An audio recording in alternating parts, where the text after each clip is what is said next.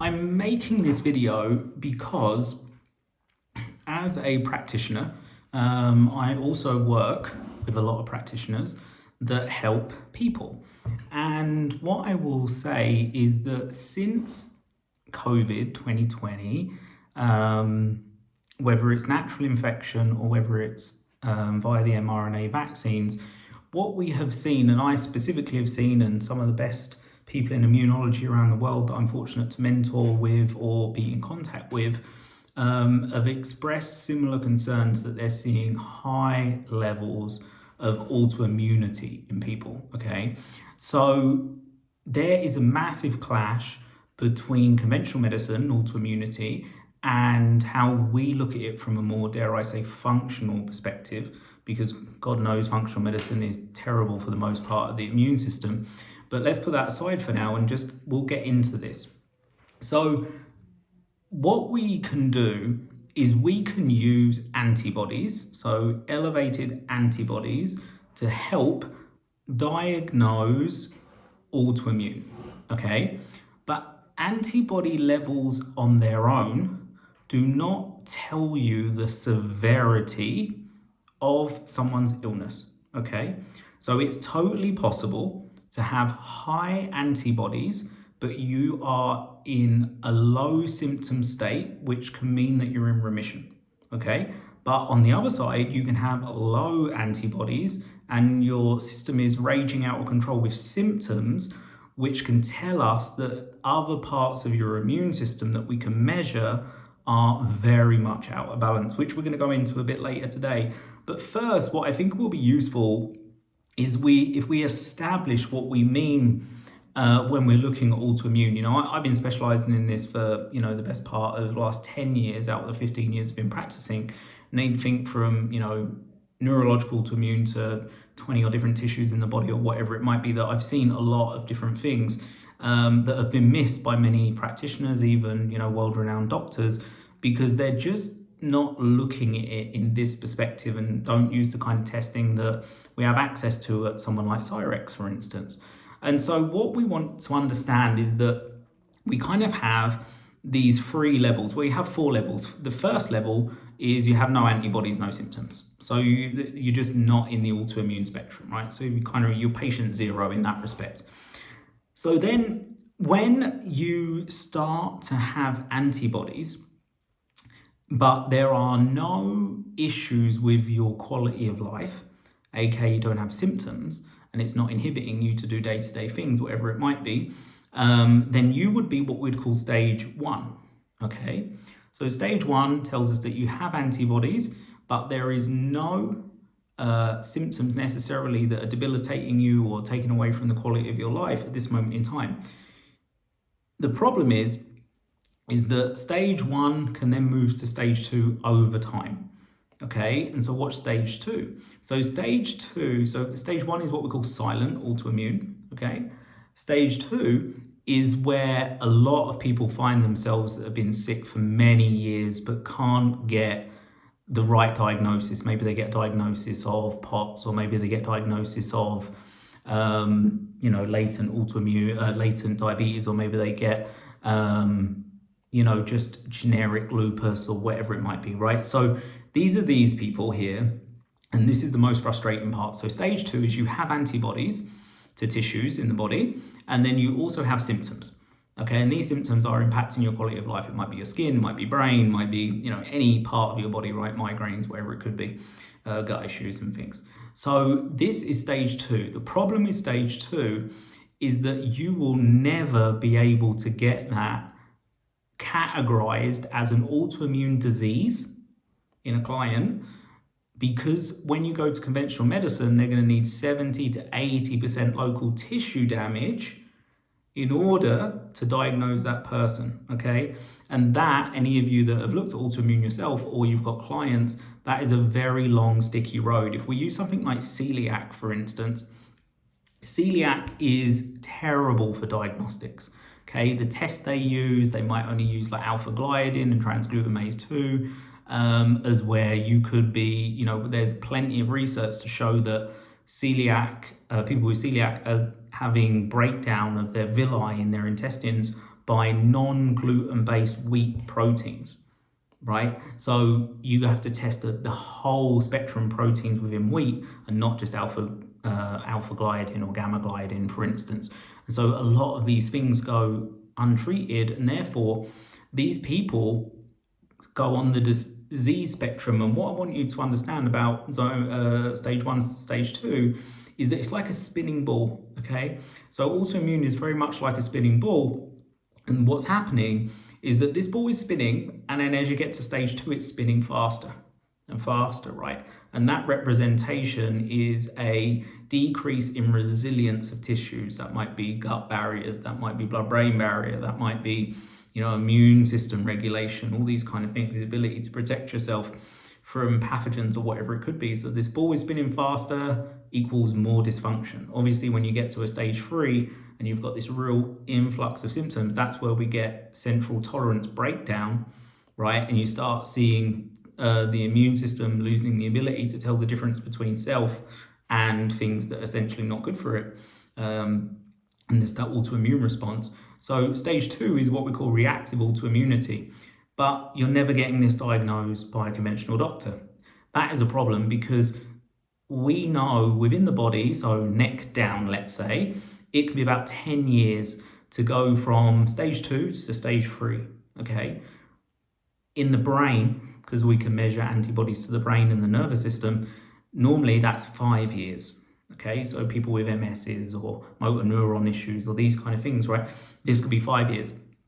So what we really want to consider and what we really want to understand is that when someone is in stage 1 or 2, we absolutely can reverse that person back down to no symptoms and get them into remission, and they're not going to get diagnosed with a stage 3 diagnosis.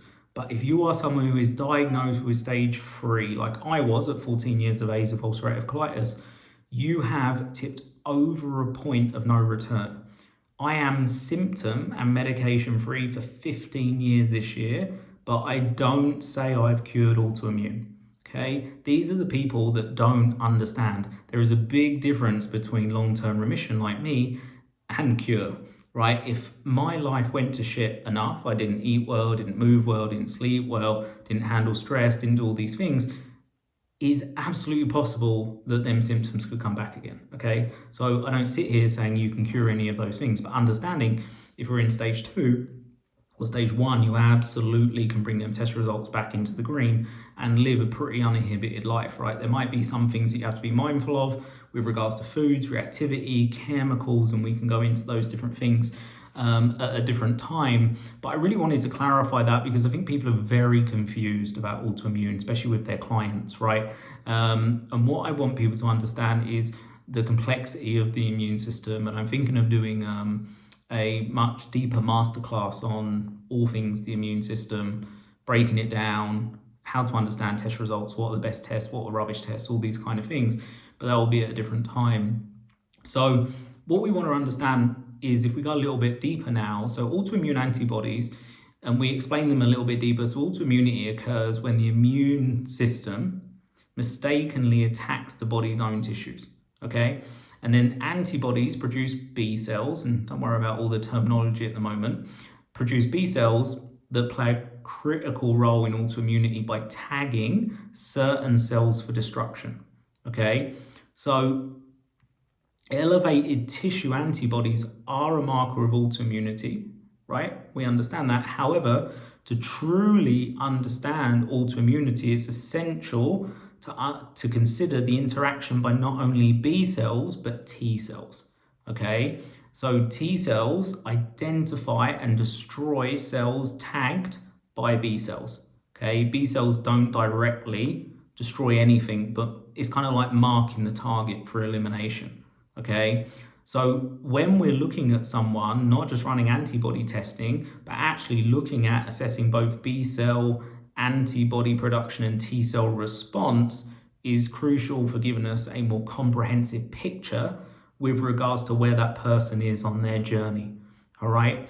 So there's lots of different T cells. So T cells could be categorized into different types based on their function. So you've got T helper cells, which coordinate the immune response and activate other immune cells like B cells. You have cytotoxic T cells that are responsible for directly killing infected or abnormal cells.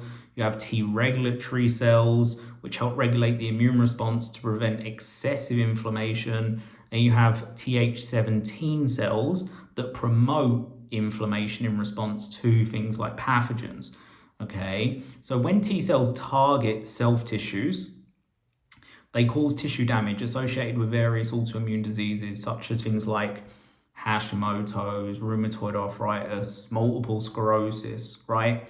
So this is why having an understanding of not just the antibodies that are present, but understanding the B and T cell response, so you can get an idea with how active the immune system is, what parts of the immune system, and how that might be causing damage for someone, right? Because the collection of the picture is the most important thing. You know, there's a possibility that you could just run an antibody test, but if you go down conventional medicine route, they're probably going to test like ANA antibodies, and they're probably going to test, like, if you're lucky, complement proteins to look for autoimmune. You might get the odd, you know, if you've got very low B12, they might look for intrinsic factor antibodies, for instance, for Peyronie's anemia. So you might get this kind of stretch, or you might get rheumatoid factor, whatever it might be. But they won't go to the broad depth of what's needed, because we're able to test things like mitochondrial antibodies, 24 different tissues, so 5 in the brain, 4 in the gut, to adrenals, testes, ovaries, heart tissue, liver, you know, all these kind of things. So we can have a much more specified route just from antibodies, okay? So antibodies are important because what we can then sustain is understanding, okay, if this antibody comes up, so I'll give you an example. So if an antibody comes up and it was, let's say, arthritic peptide, then we know very quickly that the cross-reactive things, because remember, so many things are made of strands of protein, right? So we get cross-reactivity when certain parts of these protein structures and sequences are similar, okay? So that's why gluten is a nightmare for the brain in people with autoimmunity and joints and these kind of things, because its structures of proteins, for instance, are so very similar to so many tissues. Same with the thyroid. And so with arthritic peptide, we know lectins, for instance, are very, very close to that protein structure as well. So very often, if you just take lectins out of the diet of someone who has arthritic peptide, you would normally find that their symptomology improves drastically. So really, when we're talking about this autoimmunity, we're talking about the immune system, what we're really wanting to understand is, what is this person's personal profile that could be helping them or holding them back, okay? Because most people would just be like, oh, they've got autoimmune, put them on an AIP diet, okay, autoimmune paleo diet. I have seen people that have religiously stuck to an autoimmune paleo diet for 2 years and nothing improved, because their problems were not necessarily as food-based, because their gut was in good shape, but they were reactive to chemicals, to airborne issues, to other things that were affecting their immune response, okay? So I wanted to make this video just so you could have a basic understanding, really, in my mind, of what we think, you know, and how we look at autoimmune, how potentially we can test it. You know, there's very specific tests with regards to looking at all the B and T cells that I spoke about there. It's called a lymphocyte map, and we can talk about that. And this also kind of leads into the next video I'll do, which is, you know, why is it when we give, let's say, standard anti-inflammatory response or anti-inflammatory supplement protocols to clients or diets, why do they not all respond the same? Okay, why is it that if we give everybody, you know, curcumin or turmeric or glutathione or NAD or any of these things, why do they all not get better at the same pace or a similar pace? Or why do some get better and some don't change? Right? These are the nuances that I really believe that practitioners are going to need to know in the future, because of what we're seeing with the dysregulation of the immune system overall. So if you'd love to learn more about that stuff, let me know. I'm definitely going to be holding a class on that, like a master class kind of thing, going on in the future. And I think, it will help upskill a lot of people to help more people, because the ripple effect to me is more important than anything else. So speak to you soon.